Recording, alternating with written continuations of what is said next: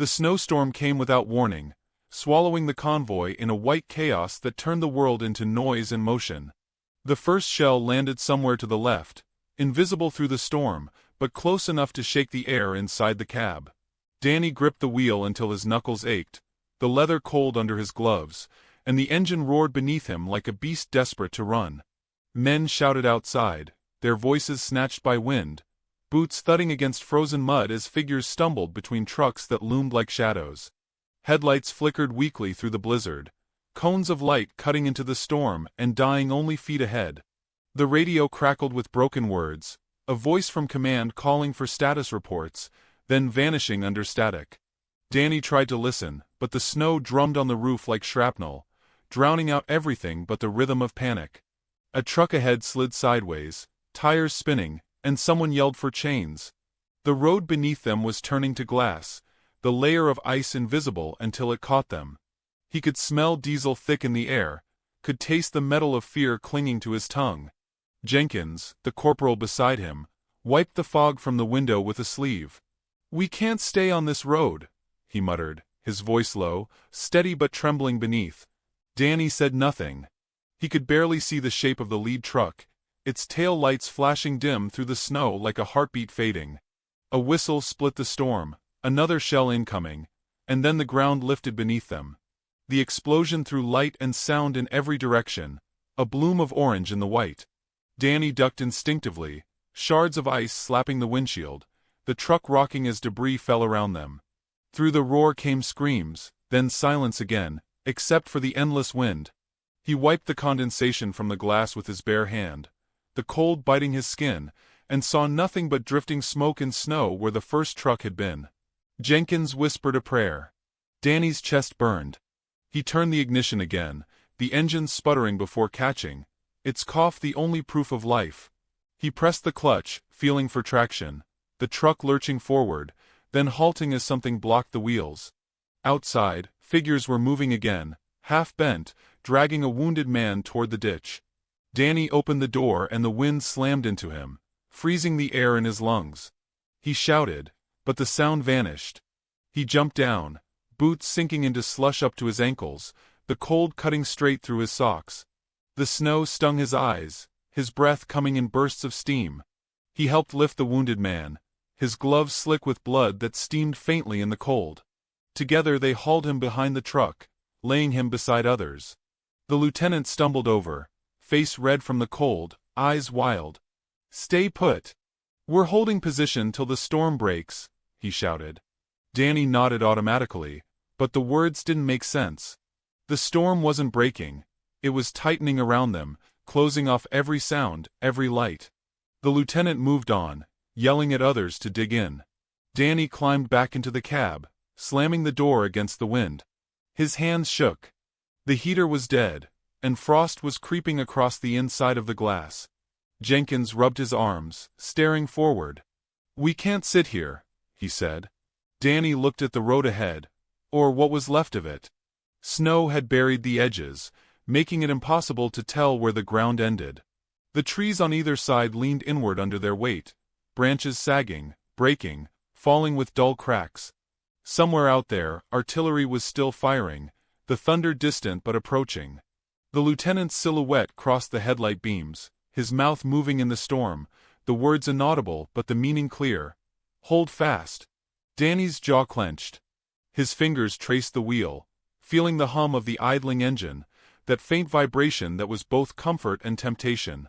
He glanced at the side mirror, saw the faces of men waiting in other trucks, each pair of eyes wide and uncertain, watching the snow instead of the road. Another explosion flared in the distance, closer this time. The shockwave pressed against the truck, rattling its frame.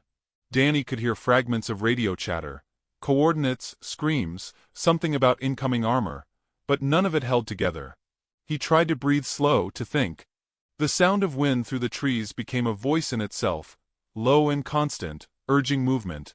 His gaze drifted to the right, to where the forest thickened. There, barely visible between trunks, was a faint path, an indentation in the snow that looked less like a road and more like memory. He remembered the terrain map from earlier, how the main route twisted south through the ridge, exposed, predictable. That path through the trees wasn't marked. It curved west, unseen, maybe toward safety, maybe nowhere. He gripped the wheel tighter. "If we stay, they'll zero us in," he said, more to himself than to Jenkins. Jenkins shook his head. "Orders are to hold." Danny exhaled, the breath turning to mist. "Orders got that truck blown apart." Jenkins didn't reply. Outside, the lieutenant was shouting again, voice breaking through the wind like a whip, his arm pointing toward Danny's truck. For a second Danny thought he was ordering them to move, but the gesture was the opposite. "Stop, hold the line." He stared at the man, their eyes meeting through the snow, one pleading for obedience, the other begging for reason. The silence stretched. Then another blast erupted behind them, and something metallic slammed into the back of the truck. The impact threw them forward. The rearview mirror cracked. Jenkins cursed, fumbling for his helmet. Danny didn't think. He slammed the gearshift forward and pressed the accelerator. The tires spun, caught, and the truck lunged ahead into the storm. The lieutenant's shout vanished in the noise. Snow sprayed up behind them as the vehicle tore through the narrow corridor between trees, headlights carving through the white darkness. Branches whipped against the windshield, scraping deep lines into the glass. The path narrowed, uneven, the wheels sliding dangerously close to ditches hidden beneath the snow. Danny kept his foot steady, muscles locked, eyes unblinking. Jenkins clutched the dashboard, muttering through clenched teeth, "You're insane." Danny didn't answer. His pulse was a drum in his ears, louder than the engine. The forest closed around them, the storm dimming slightly under the canopy. The sound changed, from the howl of open wind to the whisper of snow falling through pine. The headlights flickered over frozen bark, over the faint shimmer of ice on branches.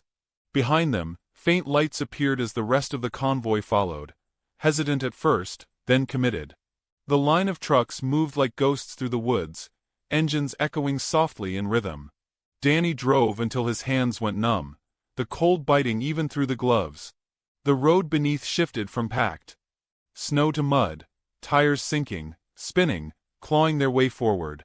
He guided by instinct, reading the shape of the terrain through the vibration of the wheel. Once, a fallen tree blocked the path, and he swerved just in time, the truck tilting dangerously before finding balance again. Jenkins yelled something, but the words were lost. Then, after what felt like hours compressed into minutes, the roar of artillery faded behind them. The wind softened. The storm lightened, the snow falling slower, gentler. Danny slowed the truck, chest heaving, sweat freezing on his skin. The forest opened into a small clearing where the snow was untouched.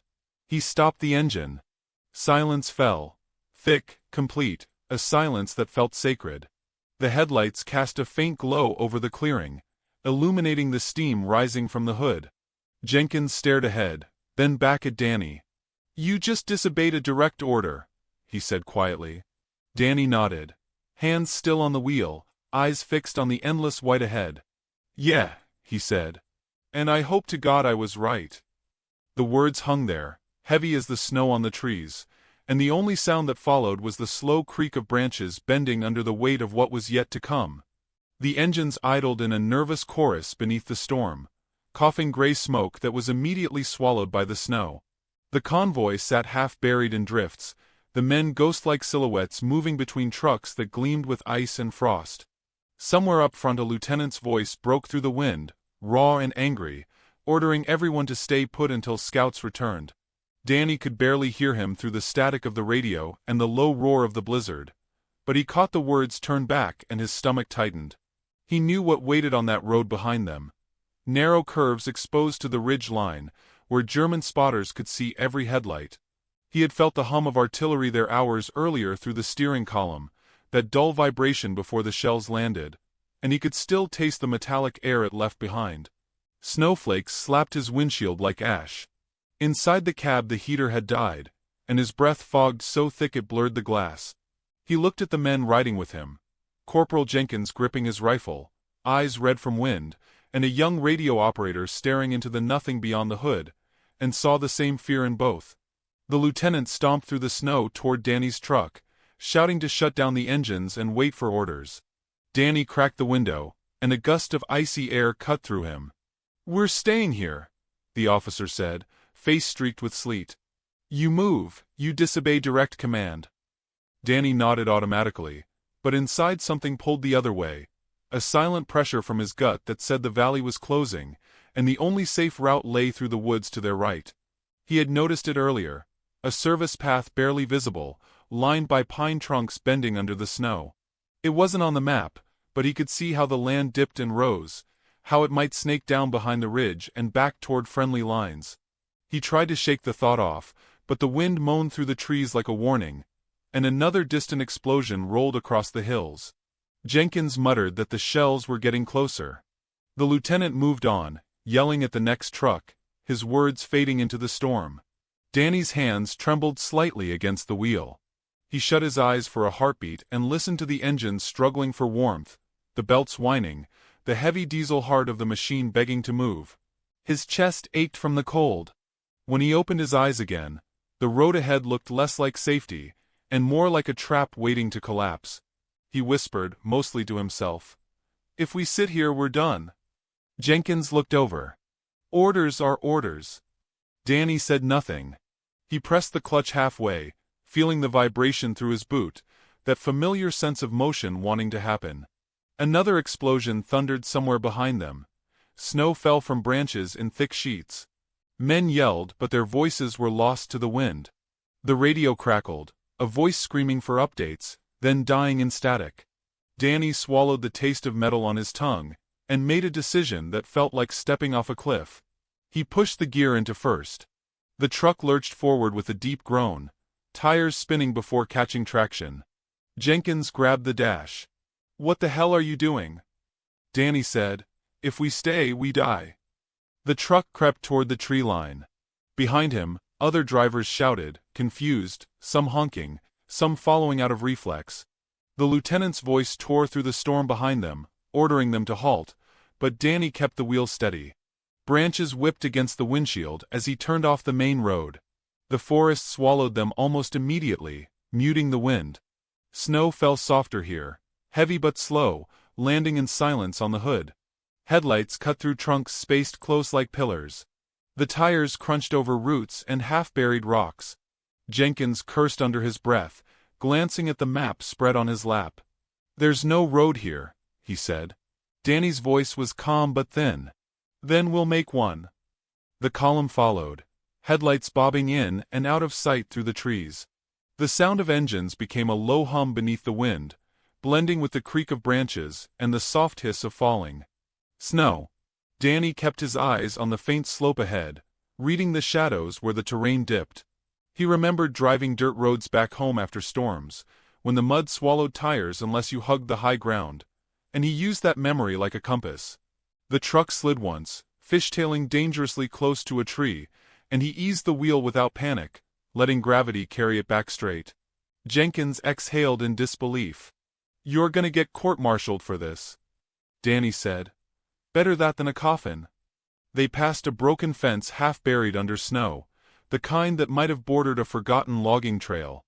Danny took it as a sign and followed the faint line it marked deeper into the forest.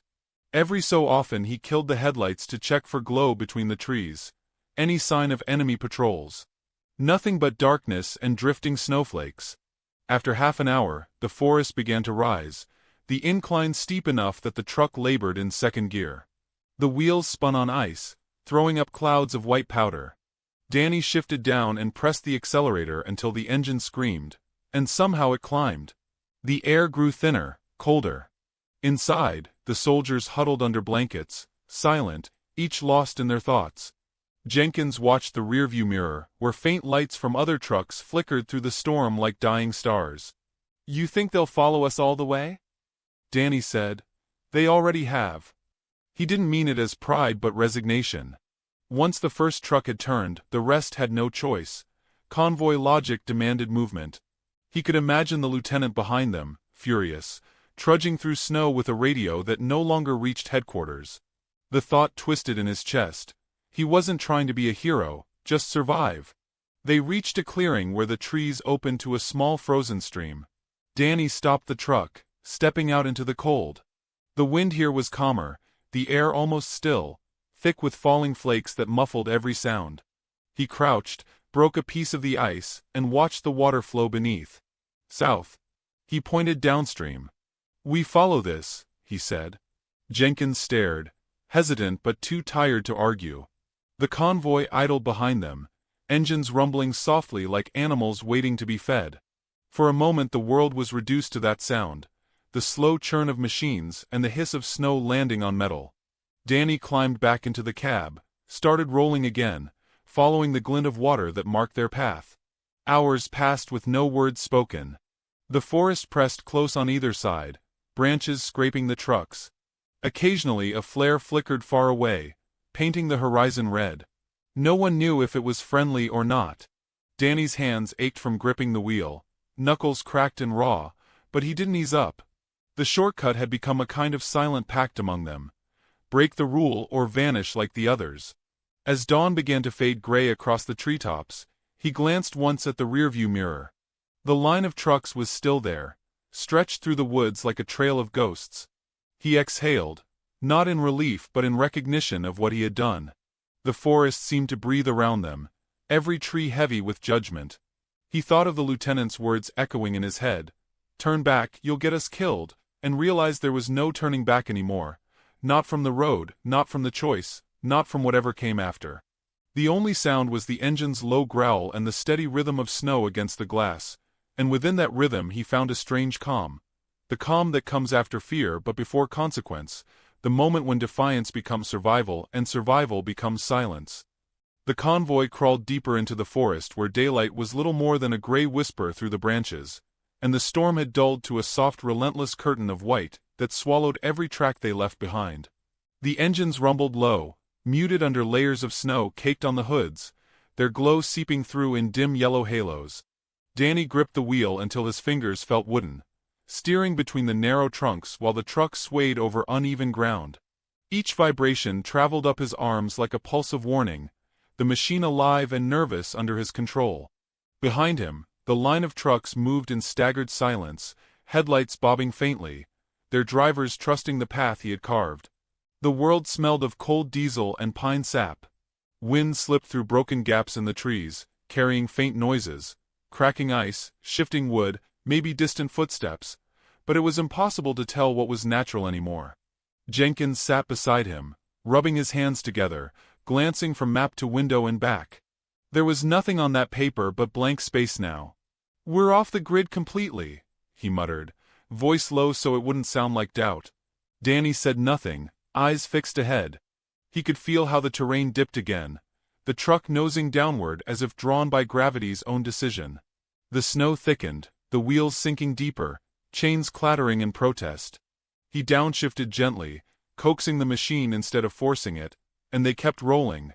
Once, the back tires slid and brushed against a pine trunk, sending down a shower of powder that glittered briefly in the headlights. Jenkins flinched, then exhaled.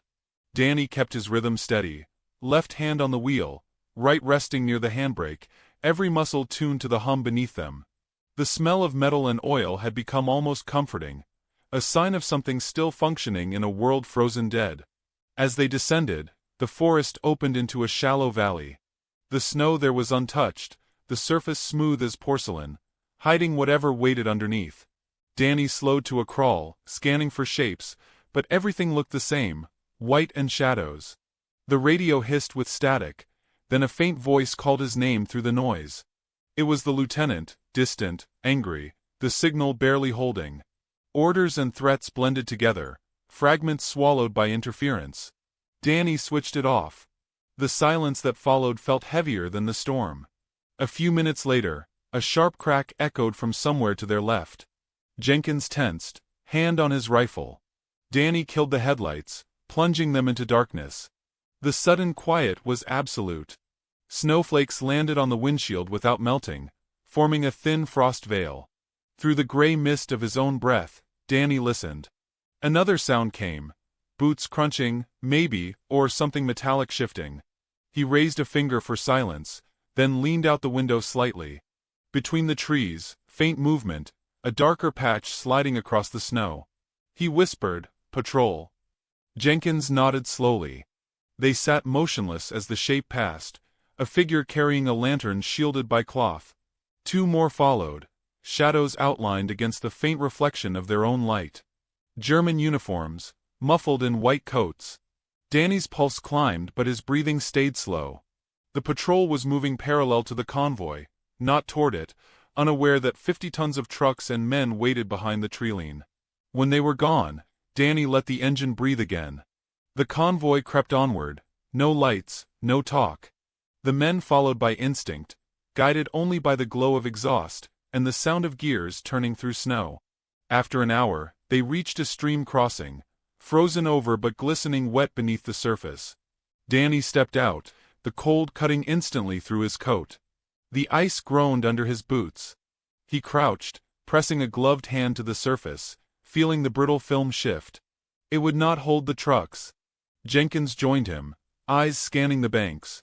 "There's a bridge upstream," he said, pointing to a silhouette half hidden in fog. The remains of an old logging span, planks twisted, but intact enough to tempt risk. Danny approached it slowly, testing each step. The structure swayed but didn't break. The river beneath whispered quietly, black water slipping under shards of ice. He turned back toward the convoy and signaled with his arm. One by one the trucks rolled forward, engines whispering, tires biting into snow. When the first truck reached the bridge, Danny guided it across with his hands, stepping backwards, shouting short directions through clenched teeth. The wood shrieked under the weight but held. Snow and ice fell from the beams into the dark water below. He waited for each axle to pass before waving the next truck forward. The rhythm steadied him. Gesture, engine growl, creak, silence, repeat. On the fourth vehicle, a board snapped with a violent crack. The front wheel dipped, sending a jolt through the span. Men shouted. Danny sprinted toward it, grabbed a fallen beam, wedged it beneath the tire. Jenkins and another soldier rushed to help, their boots sliding dangerously close to the edge. Together they leveraged the weight just enough for traction. The truck climbed free, the bridge moaning in protest but surviving. Danny's breath came out in ragged clouds, chest burning from the cold. When the last vehicle made it across, he let himself stand still, staring at the water swirling below. For a moment the sound of it drowned everything. The engines, the wind, the fear, and he felt an almost strange peace, like the world had paused to breathe with him. Then he climbed back in and drove on. Beyond the bridge, the land sloped upward again, steeper this time, the truck struggling for every foot of progress. Snow gave way to mud beneath, slick and treacherous. Chains clanked, engines screamed, the convoy stretched thin. Danny's truck led, wheels spinning until he found a rhythm of throttle and clutch that pulled them forward inch by inch. Jenkins kept glancing back, counting headlights. "Two gone dark," he said. Danny nodded grimly. There was no turning back to check. Ahead, the trees began to thin, giving glimpses of a ridgeline beyond. The faint orange glow of fire pulsed through the clouds in that direction, distant but visible. Artillery. Somewhere out there, the war was still roaring. Danny felt the weight of every man behind him, every order he'd broken, every yard of forest that could still bury them. When they finally reached level ground, the wind returned with a vengeance, sweeping through the clearing like it wanted to erase their presence. The trucks stopped in a loose circle, men stepping out to clear ice from grills and vents. Danny leaned against his door, watching the tree line for movement. Snow swirled around his boots. Jenkins lit a cigarette with trembling fingers, the flame small and defiant in the dark. "You think we're safe yet?" he asked quietly. Danny stared into the storm and said, "Safe doesn't exist here. Only moving." He climbed back inside, engine rumbling to life once more. The men followed without question now, no orders, no arguments. They were beyond maps, beyond protocol, guided by one man's stubborn will, and a road that refused to end. As the convoy disappeared deeper into the white, Danny felt a faint tremor beneath the ground, distant explosions echoing like thunder behind them, and he knew the line they'd abandoned was burning. For a long time he said nothing, hands steady on the wheel, eyes searching for the next path through darkness. The forest stretched endlessly ahead, a labyrinth of frozen breath and unseen choices, and though exhaustion pressed on him like a weight, he kept driving. Somewhere between fear and resolve, in that cold still air, he understood that turning back had never been an option. Dawn came slowly through the trees, a pale gray light bleeding across the forest, as if the sky itself was reluctant to look at what it revealed. The convoy sat in near silence, engines ticking softly as the metal cooled. Snow had stopped falling, but mist clung to the ground, curling around the wheels and boots of exhausted men who moved like sleepwalkers. Danny leaned against the truck door, his face hollow from the cold and from the hours of motion that had no end. His gloves were stiff with ice, his breath shallow, eyes drawn again and again toward the faint orange haze rising on the horizon behind them. He climbed into the cab and switched on the radio, static washing through the speaker until a fragment of a message came through, broken and fading. He adjusted the dial, pulse quickening as words emerged. Coordinates, unit names, then something that made him freeze. A report confirming destruction of a supply column on the main road, total loss. The voice was flat, official, detached from the horror it described. Danny stared through the windshield, the world outside trembling faintly as distant explosions echoed across the hills. Jenkins climbed in beside him, face pale. "That's them," he said quietly. Danny didn't answer. The sound of the broadcast continued until it cut out in static again. For a long time neither of them spoke. Snowflakes drifted through a crack in the window, melting on the dashboard.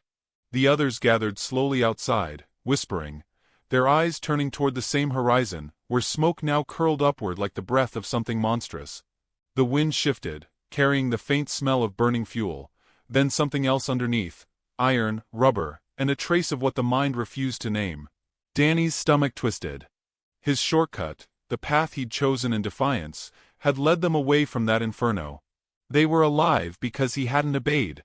Yet the knowledge sat in him like a stone, heavy and cold. He stepped out into the snow, the crunch underfoot loud in the stillness. The men watched him as though waiting for confirmation that what they'd heard was real. He met their eyes briefly, gave a short nod, and that was enough. No one cheered. No one spoke. The silence itself felt sacred, the kind born not from triumph but from survival. Jenkins leaned against the hood, lighting another cigarette with hands that shook more from fatigue than fear. "You saved us," he said, voice barely above a whisper. Danny looked at him, then back toward the plume of smoke. "I just drove," he said. The words came out hoarse, stripped of pride. In truth, he couldn't shake the image of the lieutenant's face shouting through the snow, ordering them to stay, to hold position. He imagined the man still there when the shells fell, the column exploding under fire, the trucks scattering in panic before the flames. It replayed in his mind even though he hadn't seen it. The imagination was worse than memory. It filled in every missing detail with guilt. Jenkins exhaled, smoke rising into the cold air. "Luck or gut, doesn't matter. We're breathing." Danny wanted to believe that, but his chest ached in a way no warmth could fix. He climbed onto the hood and sat there, the metal biting through his uniform, staring at the horizon until his eyes watered from the wind.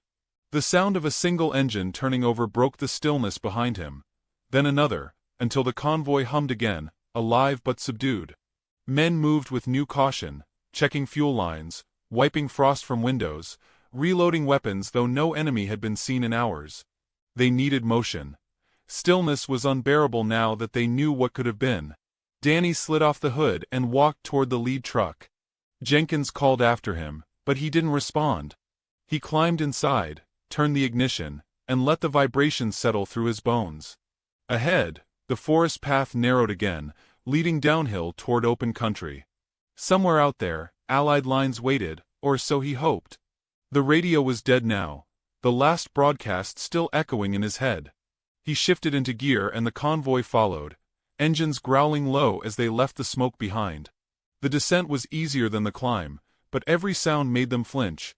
The snap of a branch, the thud of falling snow from a limb, the distant pop of artillery still miles away. Fear had become a reflex, sharper now that they had lived through what others hadn't. When the forest finally thinned and the trees opened to a small clearing, Danny stopped the truck. A burned-out vehicle sat in the middle of the snowfield, blackened metal half buried. He approached it slowly, rifle ready though no movement came from inside. The markings on the side were American. The insignia half melted but visible enough to read. It was one of theirs, part of the same column that hadn't made it. Inside, frozen remains sat hunched over the steering wheel, the uniform scorched but familiar. Danny stared at it until Jenkins came up beside him and pulled him back gently. "Don't," he said softly. "It's done." Danny looked at him, then at the wreck again. The engine block was split open, the smell of burned oil still faint even in the cold. Snow had begun to cover it, erasing the evidence inch by inch. He brushed a hand across the metal and felt its texture, rough and final. Behind them, the men stood silently, hats off without instruction. No ceremony, no words, just the weight of recognition that this could have been them. Danny stepped back, his boots crunching in the snow. The wind shifted once more, carrying the faint crackle of distant fire. He turned to face the convoy and motioned for them to move out. They rolled forward slowly, passing the wreck like mourners passing a grave, eyes down, faces set. Danny climbed back into the truck and drove, the memory of that burned vehicle following him like a ghost in the mirror. Hours later the terrain changed again, the trees giving way to open fields broken by scattered farmhouses. The sun had fully risen now, a dull silver disk behind clouds, offering light without warmth. The men spoke little, conserving breath, conserving hope. Fuel gauges hovered near empty, but no one complained. The road ahead stretched uncertain but real, a thread of possibility cutting through the aftermath. As the last of the forest disappeared behind them, Danny glanced once more toward the horizon. The smoke was distant now, fading into the pale sky, but he could still feel it in his lungs. He knew command would want answers, that questions would come about why he had turned, who had given permission, whether his defiance had been luck or insubordination. None of it mattered right now. The convoy was intact. The men were alive. But in the stillness between engine pulses, another sound haunted him. The echo of the lieutenant's voice buried under the thunder of collapsing roads, a voice he'd never hear again. The memory pressed against his ribs like a heartbeat out of rhythm. He gripped the wheel tighter, eyes fixed on the shifting horizon. Snow drifted across the fields, soft and endless, and for a long time the only sound was the steady rumble of tires breaking new tracks through a world that had already burned. The guilt sat with him quietly, not as punishment but as proof of what he had chosen, and as the light dimmed again under gathering clouds, he wondered whether survival was ever a victory, or simply a burden carried forward, mile after frozen mile. The courtroom was nothing like the battlefield, yet it carried the same weight in the air, a pressure that made breathing deliberate. Inside the temporary command tent, the light was pale and unforgiving, a bulb swaying from a frayed cord while papers rustled in the draft. The stench of diesel and wet wool clung to everything. Danny sat on a metal chair at the center of the space, hat on his knees, uniform stiff with dried mud.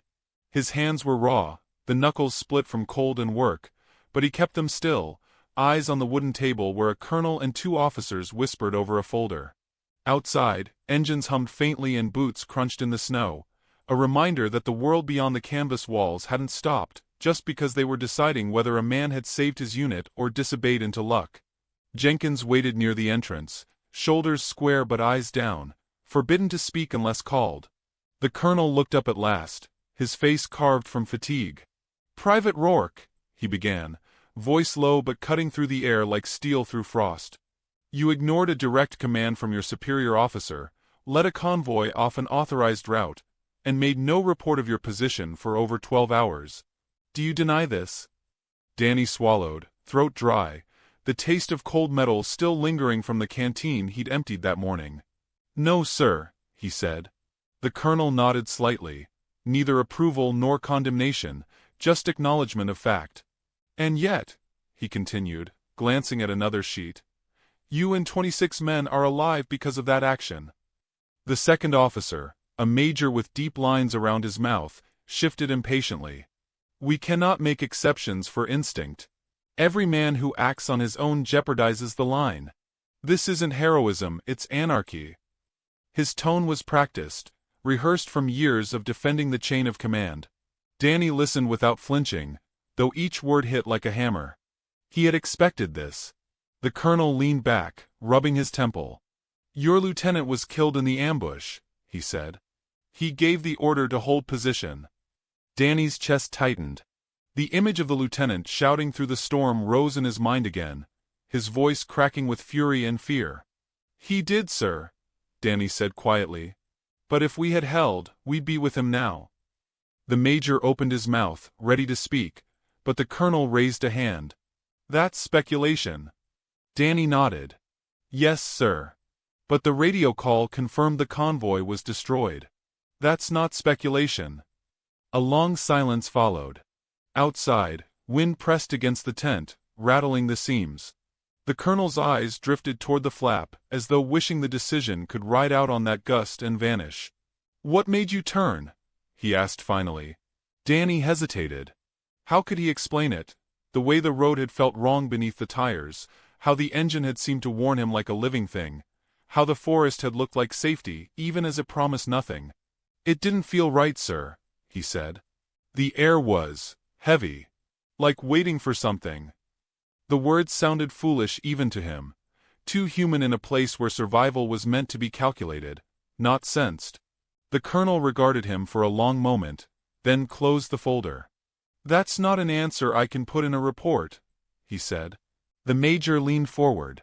"We can't reward disobedience." Jenkins shifted at the back, unable to hold still. "Sir, if he hadn't done it, none of us would be here," he said, voice trembling but steady enough. The major's head snapped toward him. "You're not under question, Corporal." But the colonel didn't interrupt. He watched Jenkins instead, as though measuring the sincerity in his posture, the way his hands clenched and unclenched at his sides. "You believe this man's action saved you?" the colonel said. "Yes, sir," Jenkins replied. "All of us." The colonel sighed, turning back to Danny. "You understand what happens if I file this as insubordination?" Danny nodded once. "Yes, sir." "And if I file it as initiative under duress?" "Then I get to keep driving, sir." A faint ghost of a smile crossed the colonel's face, gone as soon as it appeared. "You're not wrong." He tapped his pen against the folder, then spoke more softly. "War punishes hesitation, but it punishes disobedience too. Somewhere between those is what keeps men alive. I don't know which one you are." Danny met his eyes, steady now. "Neither, sir. Just someone who didn't want to die parked on a road." The colonel closed the folder for good. Dismissed. No citation, no commendation. "You were never here." The words were final. Danny rose slowly, the stiffness in his legs making him move like an old man. Jenkins followed him out into the cold. The air outside was sharp, alive, cleaner than anything inside that tent. Men moved between vehicles, shouting orders, laughing too loudly as though to remind themselves that sound still existed. The sky had cleared slightly, streaks of weak sunlight breaking through the clouds. Jenkins caught up beside him. "That's it?" he asked. Danny shrugged. "We keep moving."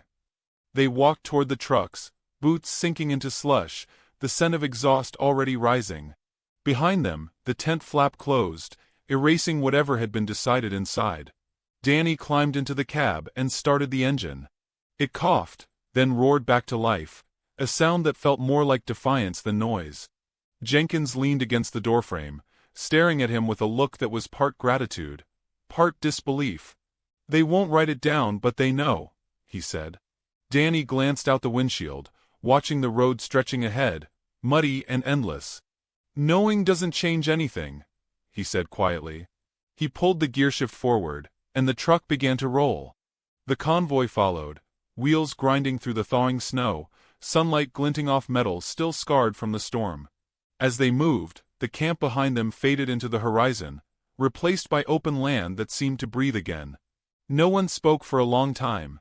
The hum of engines filled the silence, a rhythm steady and human. Danny kept his eyes forward, the world passing in muted colors, gray sky, brown earth, traces of white lingering where the cold refused to die. The weight in his chest hadn't lifted, only settled deeper, quieter. Command had given him freedom and invisibility in the same breath. He would not be punished, but he would not be remembered either. The thought didn't anger him. It felt right in a way he couldn't explain. The men were alive. The truck still moved.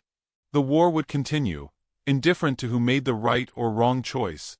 As the day stretched on, the road began to dry, and the wheels found surer ground. Danny felt the vibration steady beneath him, the sound of the engine like a heartbeat he could finally trust. He caught a glimpse of Jenkins in the side mirror, smiling faintly, cigarette smoke curling in the wind. For a moment the world seemed still, fragile, almost peaceful. But beneath that calm lingered something unresolved, the question of what his defiance had truly cost, and whether instinct would always come before order if faced with the same storm again. The sun dipped low, staining the clouds in dull red, and Danny's eyes followed it until it sank out of sight, leaving only the rhythm of motion and the quiet ache of things that could never be written. The road home was nothing like the one they had left behind. It stretched in silence beneath a sky washed pale by winter sun, the snow thinning to patches that revealed dark soil and broken grass. The convoy moved slower now, engines muted, the sound of their passage more sigh than growl. The war still echoed far to the east, but here, at the edge of reclaimed ground, the noise had softened into memory. Danny drove with his coat unbuttoned, collar turned up against the wind that slipped through the window sill. The air smelled faintly of thaw and wood smoke, and every mile made it harder to remember the roar of artillery that had once filled his ears. Jenkins sat beside him, eyes half closed, body swaying with the rhythm of the truck. They had eaten little for days, slept less, yet something in their stillness felt like peace pretending to be exhaustion. Ahead, a sign half buried in snow bore a town's name no one could read anymore. Smoke rose from chimneys beyond the hill, fragile and uncertain, but it was enough to draw the convoy forward. As they rolled into the outskirts, children peered from doorways, faces hollow but curious, women wrapped in shawls standing beside shattered walls that used to be homes. The soldiers didn't wave, and the villagers didn't smile. It was a shared understanding of survival, the kind that needed no language. Danny parked the truck near a barn where an officer motioned them to unload supplies: fuel, canned rations, blankets. His movements were automatic now, hands numb to the cold and to the act itself. When it was done, he leaned against the truck and watched steam rise from the radiator, twisting upward until it disappeared. Jenkins approached, holding an envelope sealed with mud on its corner. "Dispatch dropped this off for you," he said. Danny frowned, wiping his hands before taking it. The paper was thin, the ink smeared by handling. He tore it open carefully and read the message inside, just a few lines typed without emotion. Driver Rourke acted against direct orders during convoy action, resulting in unsanctioned change of course. No disciplinary measures. No commendation. Close case. The signature at the bottom was one he didn't recognize. He folded the paper once, then again, until it fit into his pocket. Jenkins watched his face but said nothing. They both knew what it meant. The world had already moved on. Danny climbed onto the truck bed and looked out over the fields where smoke from the destroyed road still marked the far horizon. Even from this distance, he could almost feel the heat of it, see the glow under the clouds where the world had burned days ago. A few of the men gathered nearby, talking quietly, their laughter low and uneasy. One of them glanced his way, then turned back to the group. He wasn't their commanding officer, never had been, but the weight of their survival sat between them like something visible. Jenkins broke the silence. "You gonna keep that letter?" Danny shrugged. "Doesn't weigh much." Jenkins smiled faintly. "Still counts for something." Danny looked at him, then at the road that wound west through the valley. Maybe it's just proof that someone noticed." He climbed down, brushed the frost from the hood, and checked the engine out of habit. Everything was fine, more or less. He stared at the tracks their tires had left, 2 clean lines cutting through the slush. For a moment, the sound of wind over the hills replaced the memory of gunfire in his head. It was strange how quiet could feel heavier than noise. Later, when dusk began to settle, the unit prepared to move again toward the nearest base. The trucks idled in formation, exhaust rising like thin ghosts. Danny started his engine, and Jenkins climbed in, tucking his cap lower against the cold. The road curved gently between leafless trees, and as they drove, the first stars began to show through the thin clouds. Neither spoke for a long time. The rhythm of the wheels filled the space between them. Finally Jenkins said, "You ever think about what happens when this ends?" Danny's eyes stayed on the road. "It never really ends," he said. "Not for the ones who remember the roads." Jenkins nodded, rubbing his palms together. "I figure they'll need drivers somewhere. Supply runs, rebuilding." Danny smiled faintly, though it didn't reach his eyes. "Maybe. Or maybe they'll just need someone who doesn't ask for directions." Jenkins laughed once, softly. The sound faded as the truck climbed the next hill. From the crest, the land spread wide and endless, streaked with rivers of ice that caught the last light of the setting sun. Danny slowed, letting the convoy bunch closer. He could see their reflections in the side mirrors, headlights glowing dim and human in the gathering dark. The sight filled him with something he couldn't name: pride, sorrow, fatigue all blurred together. He thought of the lieutenant's voice again, that final command, and how the echo of it had led him here. There was no satisfaction in disobedience, only the knowledge that it had been necessary. The memory would never leave, but neither would the understanding that sometimes the smallest refusal carried more courage than the loudest order. The road descended into open plain where wind swept freely, erasing tracks as fast as they appeared.